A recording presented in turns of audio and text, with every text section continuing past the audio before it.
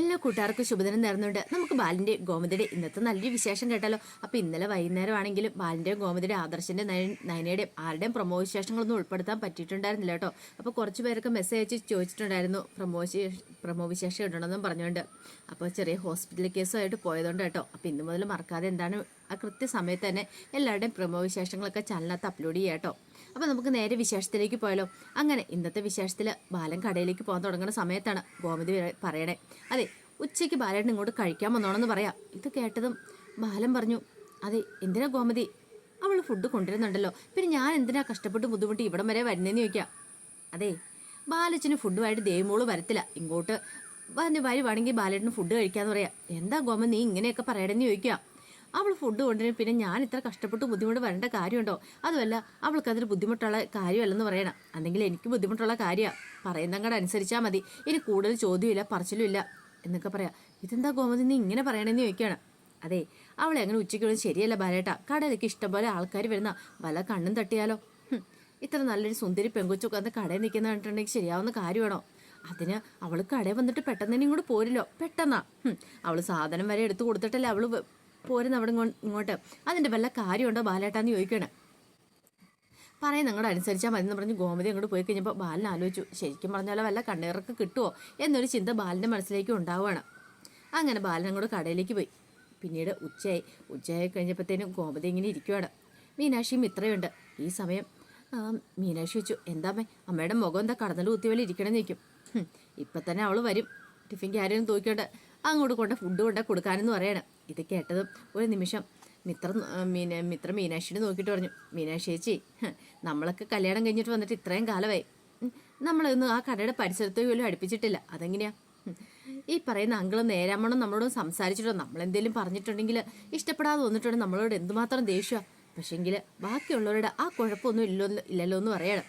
ഇതൊക്കെ കേട്ടുകഴിഞ്ഞപ്പോഴത്തേനും ഗോമതി പറഞ്ഞു, നിങ്ങളുടെ വിഷമമൊക്കെ എന്താണെന്ന് മനസ്സിലായി, പക്ഷെ ഇന്ന് ഞാനൊരു തീരുമാനം എടുത്തിട്ടുണ്ട്, ഈ ഗോമതി ആരാന്ന് അറിയാൻ പോകുന്നുള്ളെന്ന് പറയണം. ഇത് കേട്ടപ്പോൾ മീനാക്ഷി പറഞ്ഞു, പിന്നെ അറിയാൻ പോകുന്നുള്ളൂ, അമ്മ ഇങ്ങനെയൊക്കെ പറയും, എന്നിട്ടോ എന്നാൽ കാണാം നമുക്ക്. അവളിപ്പോൾ തന്നെ ലഞ്ച് ബോക്സും തൂക്കി ഇങ്ങോട്ട് വരട്ടെ, വന്നു കഴിയുമ്പോൾ അവളുടെ മുഖത്ത് നോക്കിയാൻ പറയും, ഇനി മേലാൽ കടയിലേക്ക് പോയേക്കരുതെന്നും, അവൾ വേണേൽ ആനന്ദിന് ഫുഡ് കൊണ്ടേ കൊടുത്തേട്ടെ, ബാലന് ഫുഡ് കൊണ്ടേ കൊടുക്കേണ്ട കാര്യമില്ലെന്ന് പറയും.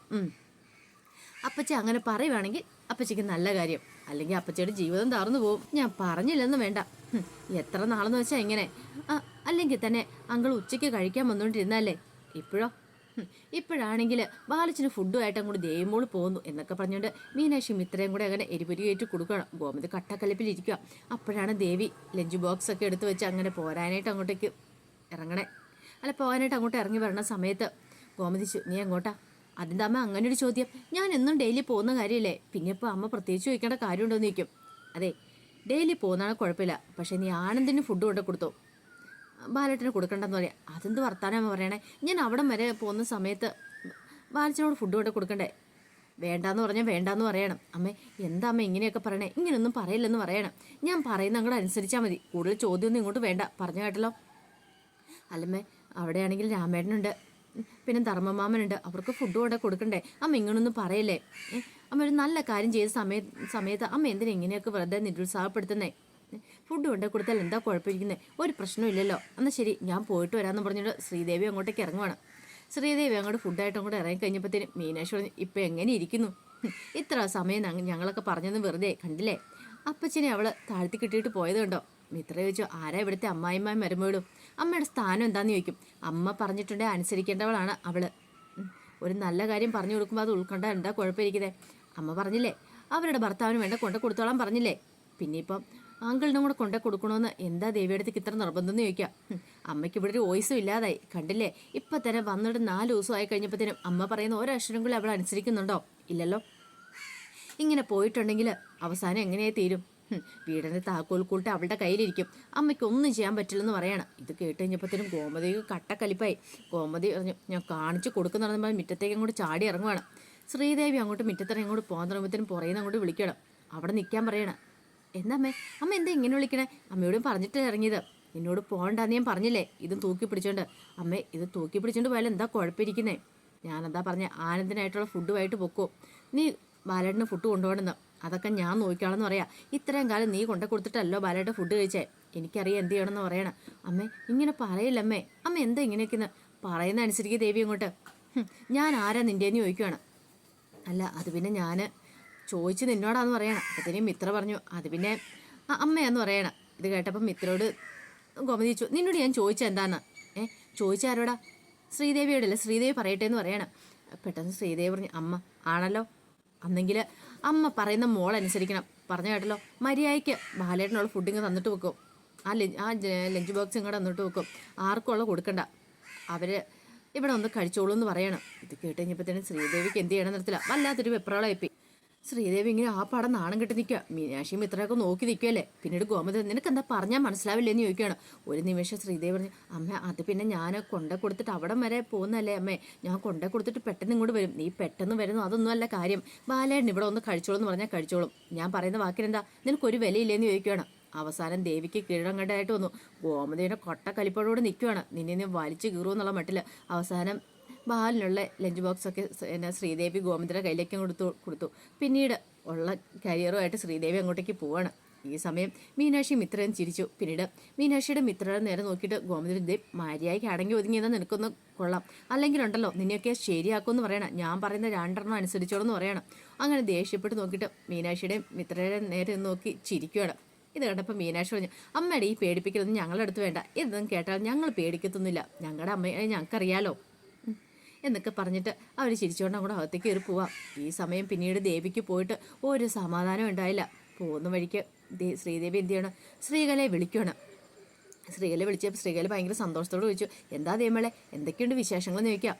പിന്നീട് ഒരു പൊട്ടിക്കരച്ചിലായിരുന്നു. അയ്യോ എന്ത് പറ്റി ദേവമോളെന്ന് ചോദിക്കാം. അമ്മേ എനിക്ക് ആ വീട്ടിൽ നിൽക്കാൻ പറ്റില്ല എന്ന് പറയണം. പറ്റില്ലേ? അതെന്താ കുഴപ്പം? ഒട്ടും വയ്യമ്മേ, എനിക്ക് സഹിക്കുന്നില്ല എന്ന് പറയണം.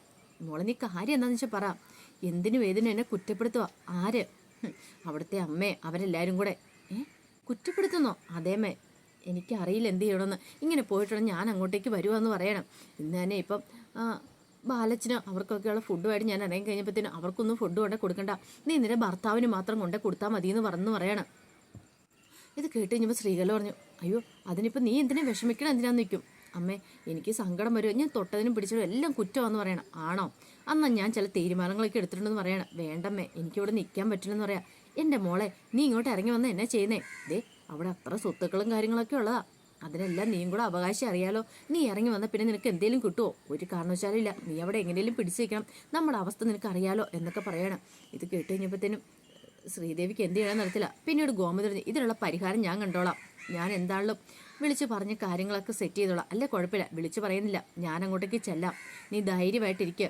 ഈ സ്ത്രീകൾ ഒരു കാര്യത്തിന് ഇറങ്ങി തിരിച്ച് എങ്ങനെയെന്ന് അറിയാലോ എന്നൊക്കെ പറഞ്ഞുകൊണ്ട് അങ്ങനെ ശ്രീദേവി ആശ്വസിപ്പിക്കുകയാണ്.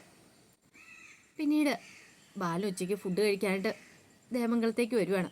അങ്ങനെ ദേവമംഗലത്തേക്ക് വന്ന് കയറി കഴിഞ്ഞപ്പോഴത്തേനുമാണ് അവിടേക്ക് ശ്രീകല വരുന്നത്. ശ്രീകല വന്നു കഴിഞ്ഞപ്പോഴത്തേനും ഗോമതി ആഹാ ഇതാരെ ശ്രീകല കയറി വരാനൊക്കെ പറയണം. അങ്ങനെ ശ്രീകല അകത്തേക്ക് വന്നു. പിന്നെ ദേവിമോൾ എന്ത് ചെയ്യുന്നൊക്കെയാണ്, അത് ആനന്ദിന് ഫുഡ് കൊണ്ടേ കൊടുക്കാൻ പോയെന്നൊക്കെ ഗോമതി പറയാണ്. പിന്നീട് ശ്രീകലയ്ക്ക് കുടിക്കാനുള്ള ജ്യൂസും കാര്യങ്ങളൊക്കെ മീനാക്ഷിയും മിത്രയൊക്കെ എടുത്തുകൊണ്ട് കൊടുക്കുകയൊക്കെ ചെയ്യണം. അങ്ങനെ അവർ സംസാരിച്ചിരിക്കുന്ന സമയത്ത് ഗോമതിയോട് പറഞ്ഞു, അല്ല ബാലിന് എന്തിനാ ഇത്ര ഈ വെയിലും കൊണ്ട് ഇങ്ങോട്ട് വരുന്നേ ഫുഡ് കഴിക്കാനായിട്ട്? അതിന് ദേവമോൾ ഫുഡ് കൊണ്ടേ കൊടുക്കുന്നുണ്ടെന്ന് പറഞ്ഞല്ലോ, പിന്നെ എന്തിനാ ഇങ്ങോട്ടേക്ക് വന്നെന്ന് ചോദിക്കുക. ഇത് കേട്ടതും ഒരു നിമിഷം ഗോമതി ബാലിനെ നോക്കിയിട്ട് പറഞ്ഞു, അത് പിന്നെ എന്തിനാ വെയിൽ കൊണ്ട് അവൾ ഇത്ര ദൂരം പോകുന്നത്, അതുകൊണ്ടാണ് ഞാൻ വേണ്ടാന്ന് പറഞ്ഞു. അത് വല്ലതും ബുദ്ധിമുട്ടാണോ ദേവി? അല്ല അത് വല്ലതും ബുദ്ധിമുട്ടാണോ ഗോമതി? ഗോമതി ഒന്ന് ആലോചിച്ച് നോക്കി. അവിടെ വരെ പോകുന്ന സമയത്ത് അത്ര അടുത്ത് പോയി ബാലിനെ ഫുഡ് കൊടുത്തിട്ട് പോകാൻ എൻ്റെ മോൾക്ക് എന്താ കുഴപ്പമിരിക്കുന്നത്? ഒന്നും സംഭവിക്കാമല്ലോ, ആനന്ദിന് ഫുഡ് കൊടുക്കാൻ പോകുന്നില്ലേ, പിന്നെ എന്താ കുഴപ്പം? ഇത്ര ദിവസം അങ്ങനെ എല്ലാവരും ചോദിക്കണം. ഗോമതിക്ക് മനസ്സിലായി ഇത് തനിക്കിട്ടുള്ള പണിയാന്നുള്ള കാര്യം. പെട്ടെന്ന് തന്നെ ബാലൻ പറഞ്ഞു, അല്ല അത് പിന്നെ ഞാൻ അതെ ഒരു കാര്യം ഞാൻ പറയാം, ഇത്രയും ദിവസം എങ്ങനെയാണോ ശ്രീദേവി ഫുഡ് കൊണ്ടു കൊടുത്ത് അതുപോലെ തന്നെ നാളെയും കൊണ്ടുവിട്ടെ, ബാലൻ ഇങ്ങോട്ട് വന്ന് കഴിക്കേണ്ട കാര്യമൊന്നും ഇല്ലെന്ന് പറയണം.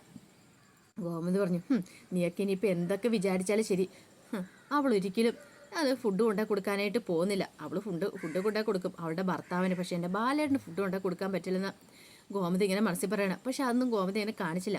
പിന്നീട് വലിയ ആളും കളിച്ച് സ്ത്രീകളെ പറയാം, അല്ലെങ്കിലും ഇത്രയും നാളായല്ലേ ഈ പറയണേ മിത്രയാണെങ്കിലും മീനാക്ഷി ആണെങ്കിലും ഇങ്ങോട്ട് വന്നിട്ട് അവർക്കൊരു ദിവസമെങ്കിലും തോന്നി ഇങ്ങനെ ഒരു കാര്യം, പക്ഷേ എങ്കിൽ എൻ്റെ ദേവമോൾ ആ കാര്യങ്ങളൊക്കെ ചെയ്യുന്നില്ലേ എന്നൊക്കെ പറയാണ്.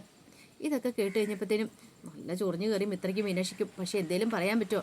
അവരൊന്നും പറഞ്ഞില്ല, അവർ രൂക്ഷമായിട്ട് ഇങ്ങനെ നോക്കുകയാണ്. ശ്രീകലനെ പെട്ടെന്ന് ശ്രീകല പറഞ്ഞു, അയ്യോ നിങ്ങളെ കുറ്റപ്പെടുത്തിയൊന്നും ഞാൻ പറഞ്ഞല്ല കേട്ടോ എന്ന് പറയണം. അത് മനസ്സിലായി ഞങ്ങൾക്കൊന്ന് ഒരു ചിരിച്ചുകൊണ്ട് മീനാക്ഷി മിത്രം കൂടെ അങ്ങോട്ട് പറയണം.